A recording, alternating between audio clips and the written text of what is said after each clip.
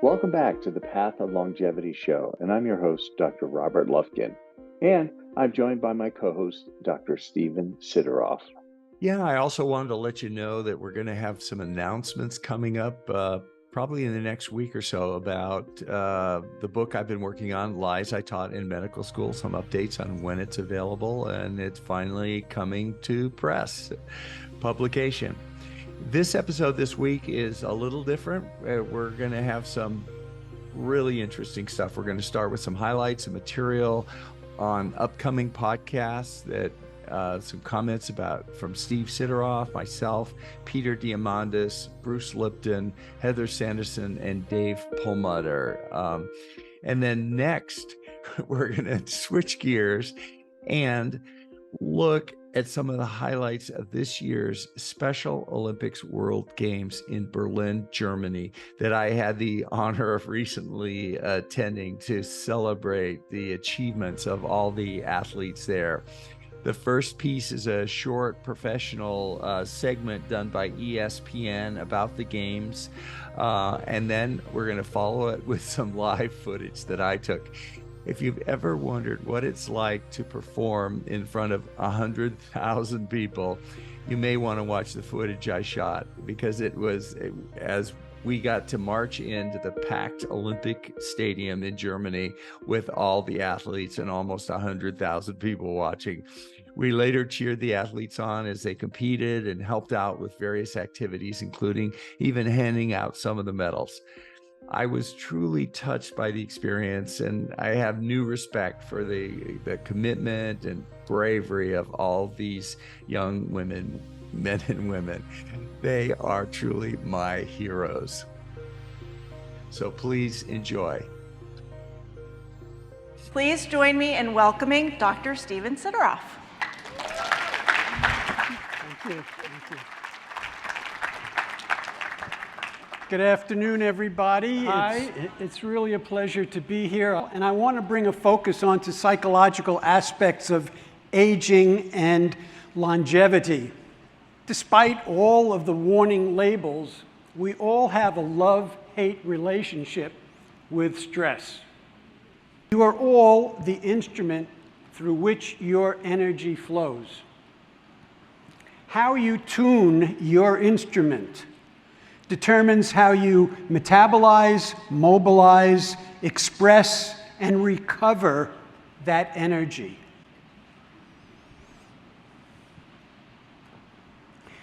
The lens through which you perceive the world, your perceptual mechanisms, are influenced by your childhood history. And as a result, they determine how your perceptual mechanisms are scarred, biased, narrowed, and clouded by the lessons of your childhood. We all have natural wisdom. Our bodies have natural wisdom. The key is whether you will tune your instrument to take full advantage of that wisdom. Thank you all very much, to all of your resilience. So there are a lot of unanswered questions in all these things, but like we said, longevity research is exploding like never before with A4M and meetings like this. It's a great time to be in this space. The future is very bright, and I think the best is yet to come. Thank you very much for your attention. If you're excited about what you're doing, you're going to get out of bed earlier. You're going to want to feel better. You're going to learn. Of course, we all know that brain plasticity is a real thing that you do when you learn. When you and Robert put on this event and you're engaging and you're learning and you're talking, that is really driving you forward instead of waking up in the morning and deciding whether you're going to make a cup of coffee or not. Well, that's where the physiology turns back into the genetics at this point, okay? And let me just add this. One of the most important things for extending our life is being in service. What does that mean? That means you have something to do. And your feedback is, if I'm in service, I have to stay here longer. I have a job. I am working. This is why people, when they retire, frequently just go down off the edge. Why? They're telling themselves, I'm done. I said, don't say that, because the biology will take that consciousness and manifest it. Your personality creates your personal reality. And your personality is made of how you think, how you act, and how you feel. And my interest was, if you're thinking the same way, you're making the same choices, you're doing the same things, you're creating the same experiences, you're feeling the same emotions, your biology should pretty much stay the same because you're the same. So then, is it possible if you give people new information? And information actually is what begins to cause new synaptic connections in the brain. And you add new stitches into the three-dimensional tapestry, you got some raw materials then to begin to think differently. And that could lead to making new choices, and new choices could lead to new behaviors, and new behaviors create new experiences, and do new experiences actually create new feelings and emotions? Would our biology change as a result of that? You know, we've come a long way in our understanding of the biology of aging. It was thought of as this normal, inevitable consequence that we grow old, decrepit, frail, and get chronic diseases as we get older. But the truth is that our biology has the capacity to regenerate, rejuvenate, repair, and reverse. There are some people that just grab the bull by the horns and go for it. And they are fully in, totally committed, and they just do whatever it takes to get into ketosis, to optimize their diet, their sleep, their exercise. And it's really impressive.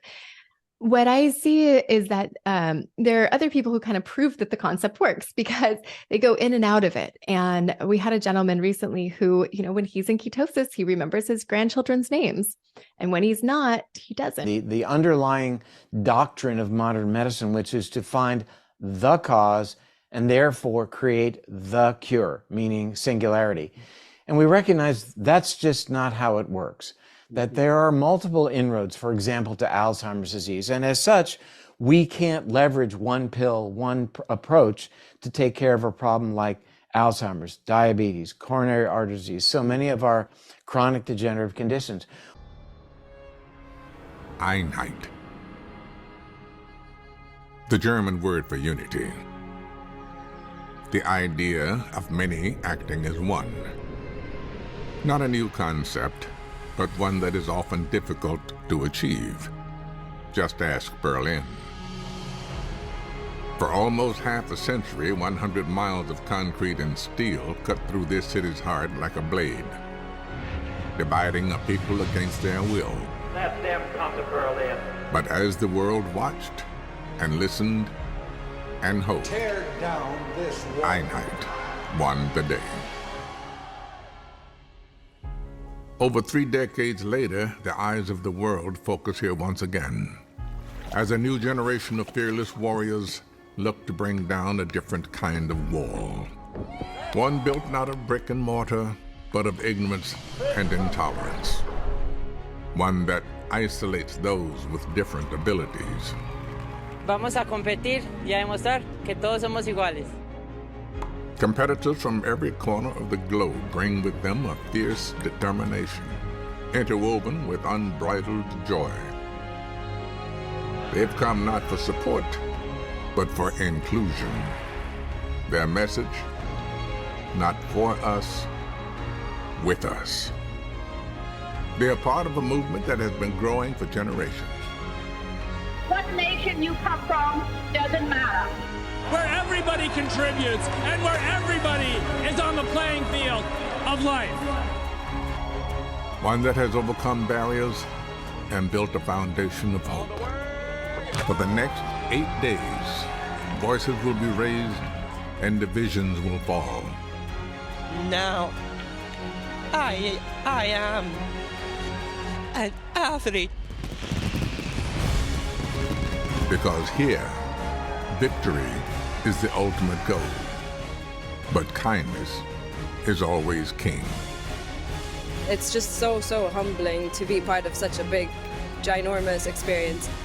In a city long remembered for being divided, a worldwide call rings out.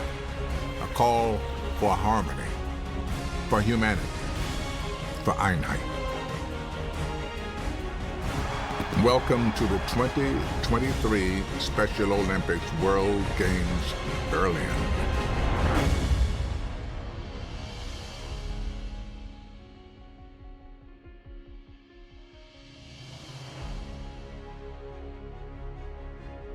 Here we are, we're getting ready to go out.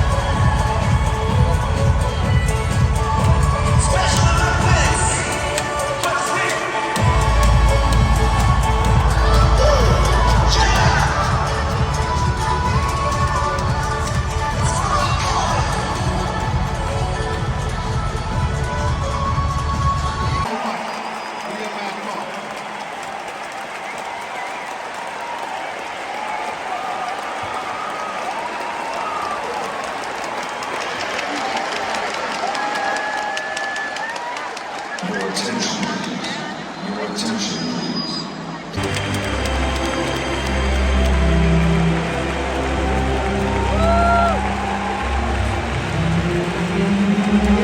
We are now happy to witness the flame of hope being brought here into the stadium. Please welcome the 7 bearers of the flame.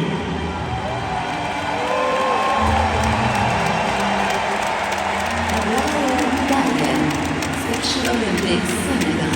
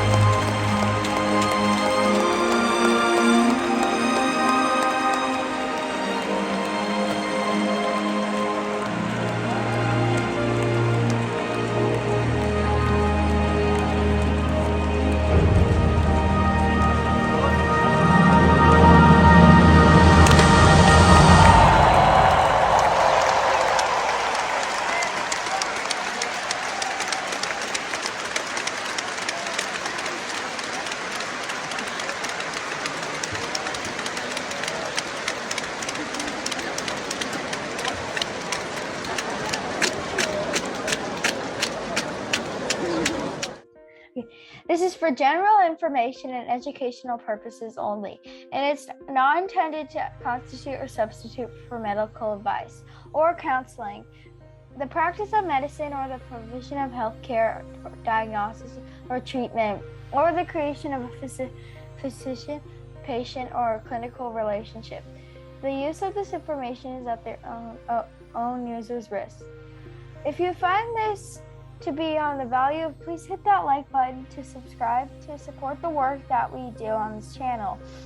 And we take your suggestions and advice very seriously, so please let us know what you'd like to see on this channel. Thanks for watching, and we hope to see you next time.